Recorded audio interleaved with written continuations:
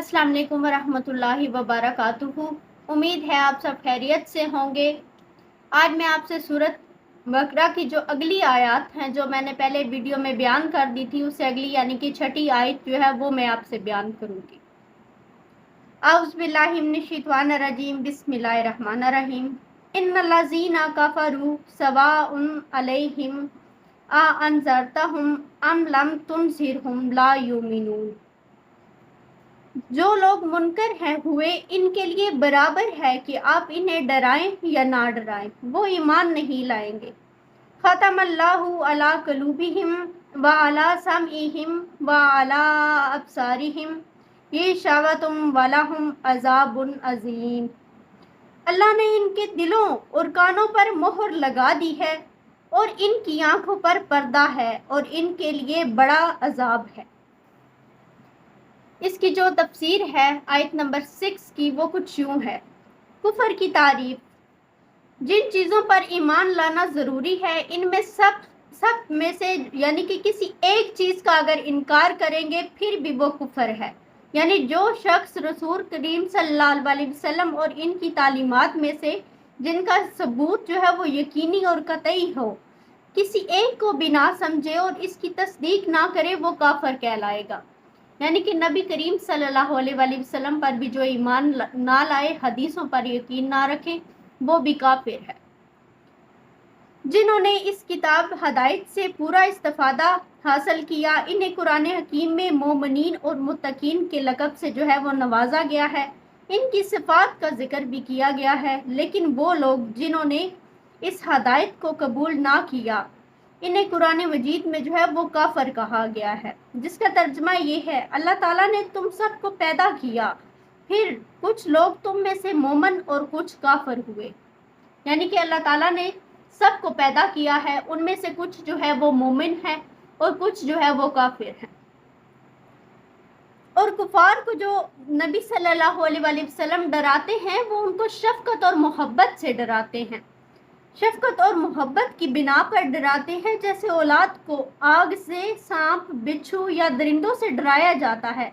अंबिया कराम अलैहिस्सलाम को ये खसूसियत जो है वो दी गई है कि वो मतलब कि शफकत के साथ आइंदा आने वाले मसाइब से जो है वो इनको डराते हैं।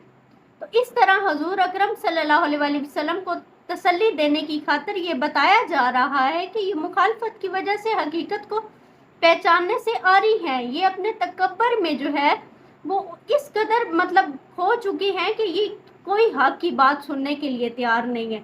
इनकी इस्लाह और ईमान के मुतल्लक आप सल्लल्लाहु अलैहि वसल्लम जो कोशिशें करते हैं, इनके लिए मौसर साबित नहीं होंगी, बल्कि आप सल्लल्लाहु अलैहि वसल्लम की कोशिशें करना या ना करना इनके लिए जो है वो बराबर है, वो ईमान नहीं लाएंगे। इनमें खास तौर पर वो कुफार यानी कि मसलन अबू जहल, अबू लहब और उमैया बिन खलफ वगैरह की तरफ जो है वो इशारा किया जा रहा है। तो अल्लाह ताला ने इनके दिलों पर जो है वो मोहर लगा दी है, इनके कानों पर जो है वो दिलों पर भी मोहर लगा दी है और कानों पर भी, तो आंखों पर जो है वो पर्दा डाल दिया है। हजरत इमाम रागिब जो है वो मुफरदात में दिलों पर मोहर लगाने की वजाहत यूँ फरमाते हैं कि अल्लाह ताला का ये तरीका है कि जब कोई इंसान बातिल अकीदा या गुनाह करने और मुखालफत में हद से ज़्यादा बढ़ जाता है, हता कि वो हक की तरफ बिल्कुल ध्यान नहीं देता और गुनाह को अच्छा समझने लगता है, तो गोया इसके दिल में ये मोहर लगा दी गई है। ये इस्तारा है, वरना अल्लाह ताला का दिलों और कानों पर मोहर लगा देना अपने अमाल का, इनके अपने ही अमाल का नतीजा है। यानी कि ये जो वो कर रहे हैं, ये उनकी अमाल की वजह से ही उनके दिलों के ऊपर जो है वो मोहर लगा दी गई है। तो इस तरह यहाँ पे ये भी शुबा हो सकता है कि मतलब कि वो उन मतलब मुखालफीन जो है वो कहते हैं कि इसमें हमारा क्या कसूर है, अल्लाह ताला ने मतलब मोहर लगाई है। तो ये उनके अमाले बद का नतीजा है, यानी कि उनके दिलों पर और आंखों पर जो पर्दा है, ये उनके अमाले बद का नतीजा है। लेकिन यानी कि एक इंसान की कुव्वत फिक्र ही जब सलब हो जाती है, अगर जिस्म के किसी अज़्व से काम भी ना लिया जाए तो वो मतलब बिल्कुल बेकार हो जाता है। तो इनकी मिसाल भी जो है वो बिल्कुल ऐसे ही है। तो इसलिए यही मतलब फरमाया गया है कि उनके साथ ये जो कुछ हुआ है, ये अपने उनके अमाल का नतीजा है। اس میں اللہ تعالیٰ کا جو ہے وہ کوئی عمل دخل نہیں ہے۔ حدیث شریف میں آتا ہے کہ انسان جب کوئی گناہ کرتا ہے تو اس کے قلب پر ایک سیاہ نقطہ لگ جاتا ہے۔ جس طرح سفید کپڑے پر ایک سیاہ نقطہ انسان کو ناگوار نظر آتا ہے، پہلا جو ہے وہ نقطے سے بھی انسان جو ہے وہ بہت پریشان ہو جاتا ہے، لیکن اگر اس نے گناہ سے توبہ نہیں کی اور دوسرا گناہ کر لیا تو ایک دوسرا سیاہ نقطہ لگ جاتا ہے۔